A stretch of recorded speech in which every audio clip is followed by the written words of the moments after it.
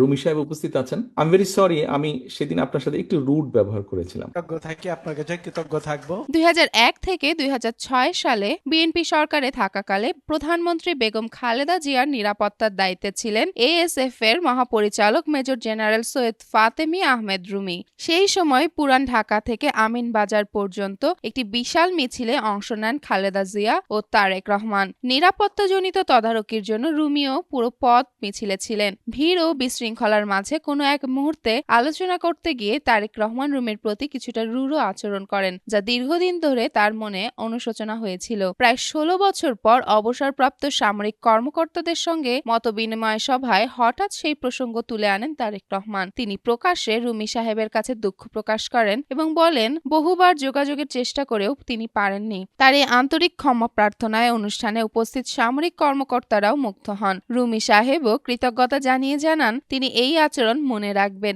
এই ঘটনাটি রাজনৈতিক সৌজন্যবোধ ও ব্যক্তিগত ভদ্রতার বিরল উদাহরণ হিসেবে আলোচিত হয়। রুমি সাহেব উপস্থিত আছেন? আই এম ভেরি সরি, আমি সেদিন আপনার সাথে একটু রুড ব্যবহার করেছিলাম। কৃতজ্ঞ থাকি, আপনার কাছে কৃতজ্ঞ থাকবো। যেমন ফারিয়া, জনকণ্ঠ।